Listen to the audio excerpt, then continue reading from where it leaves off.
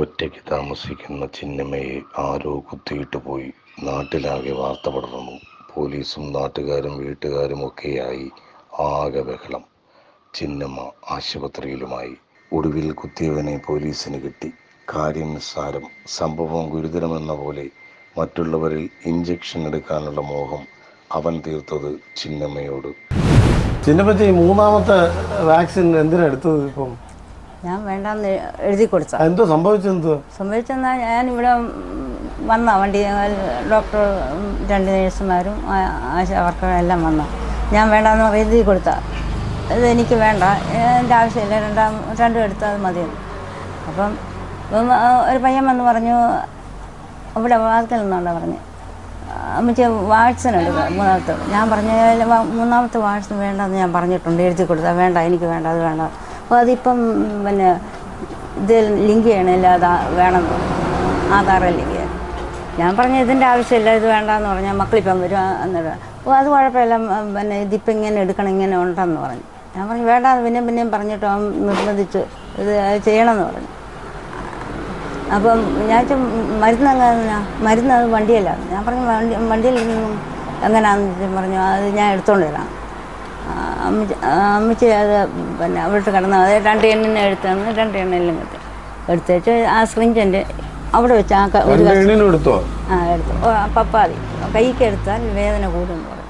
അപ്പോൾ ഞാൻ പറഞ്ഞു വേണ്ട എന്ന് പറയുമ്പോൾ അന്നേരം ഒരു ചെറിയ ഉറുമ്പ് കടിക്കുന്ന പോലെ മരുന്ന് കറിയായിട്ട് എനിക്ക് തോന്നി ഉള്ളതാണ്. ആ സിഞ്ച് അവിടെ ഈ കസേര ഉണ്ട്, ഇപ്പം അവിടെ വെച്ച് അപ്പോൾ ഇത് കത്തിച്ച് കളയണം.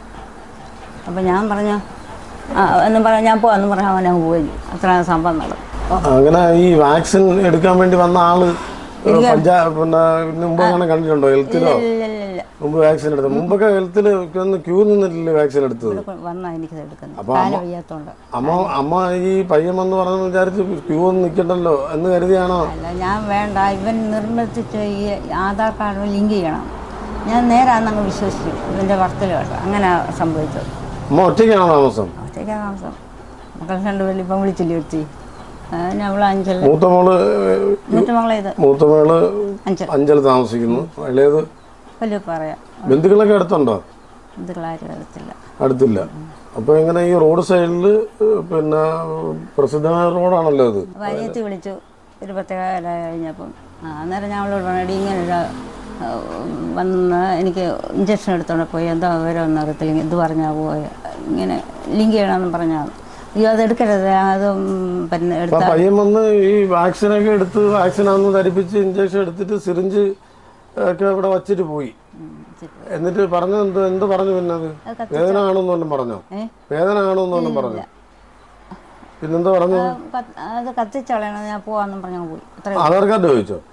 ആധാർ കാർഡ് ചോദിച്ചു. ഞാൻ പറഞ്ഞ എടുക്കാൻ പാടാ, ഇപ്പം എടുക്കത്തില്ലെന്ന് പറഞ്ഞു. എടുക്കാൻ പാടാ. അന്നേരം വീടിൻ്റെ നമ്പർ ചോദിച്ചു. എന്താ എടുത്തു കൊടുക്കാത്ത? സാധാരണ ആധാർ കാർഡ് കൊടുത്തില്ലേ നമ്മൾ വാക്സിൻ എടുക്കുന്നത്? ആധാർ കാർഡ് എടുക്കാൻ ബുദ്ധിമുട്ടായിരുന്നു. എനിക്ക് എന്തോ ഐഡിയ പോലെ തോന്നി. ആധാർ കാർഡ് അങ്ങനെ കൊടുക്കരുന്നില്ലേ പറയുന്നത്, ആധാർ കാർഡ് ആരുടെയും അങ്ങനെ. അതുകൊണ്ട് അത് വേണ്ടെന്ന് വെച്ചു. അന്നേരം പറഞ്ഞു വീടിൻ്റെ നമ്പർ ചോദിച്ചു. വീടിൻ്റെ നമ്പർ പറഞ്ഞു കൊടുത്തു. ഇങ്ങനെ വീടിൻ്റെ നമ്പറൊക്കെ പറഞ്ഞു കൊടുത്തു. വീടിൻ്റെ നമ്പർ പറഞ്ഞു കൊടുത്തു. കുത്തിവെച്ചത് പിന്നെന്ത് ചെയ്ത്? അത് പോകാൻ പറഞ്ഞു പോയി. എല്ലാം ഒന്നും ചെയ്തില്ല, ശരീരത്തിൽ തൊട്ടേയില്ല. ഇല്ല. അത് കഴിഞ്ഞിട്ട് പിന്നെ സംശയം വന്നപ്പോഴത്തേക്കാണോ? സംശയം അനിയത്തി വിളിച്ചപ്പോൾ അത് എടുക്കണ്ടായിരുന്നു, അത് എടുത്താൽ ഹാർട്ട് അറ്റാക്കൊക്കെ ഉണ്ടാകും, പല അസുഖങ്ങളുണ്ടാവും എന്നൊക്കെ പറഞ്ഞു. മൂന്നാമത്തെ വാക്സിൻ എടുത്താൽ ഇപ്പം ആരും അത് എടുക്കത്തില്ലെന്ന്. പിന്നെ ഇവള് വിളിച്ചു, അഞ്ജലി. അന്നേരം പിന്നെ അങ്ങ് ഇതായി. പോലീസുകാരെ വിളിക്കുന്നു, മെമ്പറെ വിളിക്കുന്നു, ആശാവർക്കിനെ വിളിച്ചു, നാട്ടുകാരെല്ലാം വിളിച്ചു കൂട്ടി. അങ്ങനെ വിളിച്ചു കൂട്ടിയിട്ട് വൈഷ്ണവത്തുകാർ വന്നില്ലയോ, വാർത്തക്കാർ, പോലീസുകാർ. പിന്നെ ഹോസ്പിറ്റലിൽ പോയോ? പിന്നെ റാന്നി ഹോസ്പിറ്റലിൽ പോയി. റാന്നി ഹോസ്പിറ്റലിൽ പോയി അവിടെ ഇഞ്ചക്ഷൻ എടുത്തു, ECG എടുത്തു, പിന്നെ ബ്ലഡ് എടുത്ത് ടെസ്റ്റ് ചെയ്തു. എല്ലാം അവിടുത്തെ ഇപ്പോഴും കുഴപ്പമില്ലെന്നാണ് പറയും. പിന്നെ അതൊന്നും കുഴപ്പമില്ലെന്നാണ് പറയും. പിന്നെ അവരങ്ങോട്ട് വിട്ടു. എന്താ പിന്നെ ഇതിനകത്ത് എന്തെങ്കിലും വിഷാംശം വല്ലതും ഉണ്ടോയെന്നറിയാൻ അവിടെ അതിൻ്റെ ഇതുള്ളതെന്നും പറഞ്ഞ് അങ്ങോട്ട് കോട്ടയത്ത് വിട്ടു. അവിടെ ചെന്നപ്പോൾ ഇതുപോലെ തന്നെ എല്ലാം ചെയ്തപ്പോഴും എല്ലാം കുഴപ്പമില്ലെന്നാണ് പറഞ്ഞു. അങ്ങനെ ഇങ്ങനെ പറഞ്ഞു വിട്ടെ. എന്നാൽ ECG എടുത്തു, പിന്നെ ബ്ലഡിന് ടെസ്റ്റ് ചെയ്തു, എല്ലാം ചെയ്തു. ഈ വന്ന ആളെ അമ്മ ഇനി കണ്ടാ തിരിച്ചറിയോ? കണ്ടറിയാം. ഇങ്ങനെ റോഡ് സൈഡിലൊക്കെ താമസിച്ചിട്ട് പിന്നെ ആരെങ്കിലും ഒക്കെ വന്ന് ഇങ്ങനെ ഇഞ്ചക്ഷൻ എടുക്കാൻ പറഞ്ഞത് അത് തെറ്റായപ്പോൾ ഇപ്പം മനസ്സിലാകുന്നു ഇങ്ങനെ ചെയ്തതായിരുന്നു. എനിക്ക് അന്നേരം ഈ വാക്സിൻ എടുത്തതിന് കുറച്ചും കൂടെ ഒരു ഊർജ്ജസ്വലത ഉണ്ടോ? ഇല്ല, ആകെ നിരാശയിലാന്നല്ലേ? ഇപ്പം നിരാശയാണ്. ഇന്നലെ ഉറങ്ങിയില്ല, ഇന്നലെ ആഹാരം കഴിച്ചില്ല, ഇന്നലെ ഒന്നും കഴിച്ചില്ല. കുറ്റപ്പെടുത്തിയോ? എല്ലാവരും ഇവിടെ തന്നെ തിന്നാതെ നിന്നിട്ടിരിക്കാം. അനിയത്തിമാരെല്ലാം എല്ലാവരും വിളിക്കുന്നവരെല്ലാം കുറ്റപ്പെടുത്തിക്കൊണ്ടിരിക്കുക. മണ്ടത്തരം കാണിച്ചെന്ന് പറയും. UK മോളെന്ത് പറഞ്ഞു? അമ്മ ചിന്തിക്കാതെ നിന്നതാ ചെയ്തെന്നാ ഇപ്പം ചോദിച്ചത്. ഈ ആധാർ കാർഡിന് എന്തിനായിരിക്കും ചോദിച്ചത്? ഒന്നും അറിയാം. അതിനകത്ത് അമ്മച്ചിക്ക് എന്തെങ്കിലും സംശയമുണ്ടോ? ആധാർ കാർഡ് ഒറ്റയ്ക്ക് ഇങ്ങനെ താമസിക്കുന്നു, വസ്തുവൊക്കെ ഉണ്ട്, ആ വിധത്തിൽ എന്തെങ്കിലും സംശയമുണ്ടോ?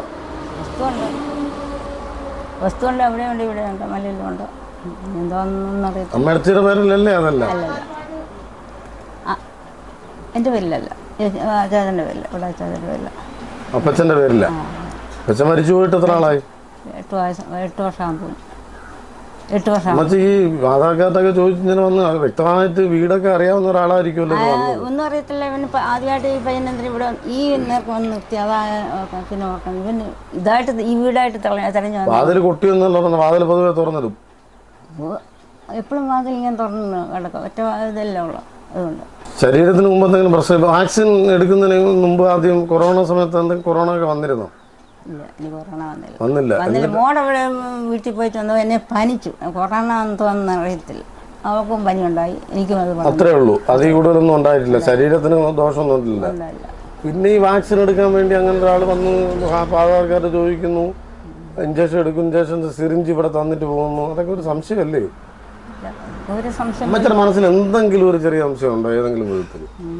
ഇത്ര ആയ സ്ഥിതിക്ക് വേണ്ടായിരുന്നു ഇപ്പം ചിന്തിക്കുന്നു. വേണ്ടായിരുന്നു എന്നുള്ളതല്ല, ഈ സംശയാസ്പദമായ ഒരാൾ വ്യക്തമായിട്ട് വീടൊക്കെ തിരക്കി വെച്ചിട്ടായിരിക്കും വന്ന്. ഇവിടെ ഒന്നും ആരുടെ ചോദിച്ചിട്ടില്ല, വന്ന് ഇന്ന ആളാണെന്ന് അറിഞ്ഞു തന്നെ. ഇവിടെ പറഞ്ഞു ഇനിയും താഴോട്ടുള്ളത് ഞാനാണ് നോക്കുന്നേ, മുകളിലോട്ട് വേറെ ആൾക്കാർ വന്ന് പറഞ്ഞു.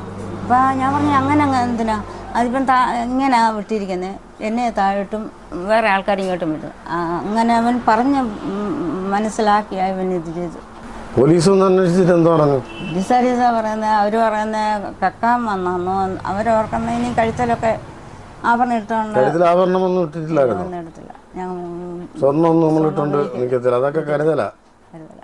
സ്വർണ്ണമൊന്നും ഇടത്തില്ല. പിന്നെ മക്കളമാർ പറഞ്ഞു തന്നിട്ടുണ്ടല്ലേ ഇതൊന്നും ഇട്ടുകൊണ്ട് നിൽക്കരുതെന്ന്. ആരാ എപ്പോഴും ഇനി ഒന്നല്ല, കാലും വയ്യാലോ, അങ്ങോട്ട് ആഭരണം ഇടത്തില്ല ഇവരില്ലാത്തപ്പോൾ. കണ്ട ഒരു കള്ളന്റെ ലുക്ക് വല്ലതും ഉണ്ടോ? ഒന്നും തോന്നിയില്ല. ഒരു കൊച്ചു പയ്യനാ, വലിയ നീളമില്ല, അധികം മണമില്ലാത്ത കണ്ടറിയാം. 10 വയസ്സൊന്നും അത്രയും അതിൽ കൂടിയില്ല. അമ്മച്ചീന്ന് വിളിച്ചോണ്ടാണോ വന്നത്? അമ്മച്ചീന്നൊക്കെ വിളിച്ചോണ്ടോ? അമ്മച്ചീന്നാ വിളിച്ചത്. സ്വർണം കട്ട് കൊണ്ടുവന്നവന് ആധാർ കാർഡ് വരേണ്ട ആവശ്യമില്ലല്ലോ. അതാ അവർ പോലീസുകാരും പറയുന്നത്, എല്ലാം കഴുത്തലുണ്ട്, വിളിച്ചു പറിക്കാത്ത പോലെ വന്ന ഡാവി വന്നാൽ ആധാർ കാർഡ് വന്നോ വിളിച്ചു പറിച്ചോണ്ട് പോയാൽ പോരാ. ഇടിയായിരിക്കുന്ന കണ്ടോണ്ടേ അത് എങ്ങനോ എന്നെ കണ്ടു. അല്ലെങ്കിൽ പിന്നെ എങ്ങനെ ഇവന് ഇവിടെ വരുന്നു? ഈ വീട് തന്നെ. ആരെങ്കിലും ശത്രുക്കൾ വല്ലതും ഉണ്ടോ അമ്മച്ചിക്ക്? എനിക്ക് ആരും ശത്രു ഒറ്റയ്ക്കൊക്കെ താമസിക്കുന്നോണ്ടൊക്കെ? ഇല്ല, ഈ ശത്രുക്കളുണ്ട്. ആൾക്കാരും ബന്ധുക്കളൊന്നും ആരുമില്ല, എല്ലാവരുടെ സ്നേഹത്തോടെ പെരുമാറുന്നത്. മക്കളൊക്കെ ഇടയ്ക്കിടയ്ക്ക് വന്ന് കഴിഞ്ഞ ആഴ്ചയല്ല അങ്ങോട്ട് പോയത്. ഇവർ കഴിഞ്ഞ ആഴ്ച എല്ലാവരും സന്തോഷത്തോടെ കഴിയുന്നത്. അതിനിടയ്ക്കാണ് ഇത് സംഭവിച്ചത്.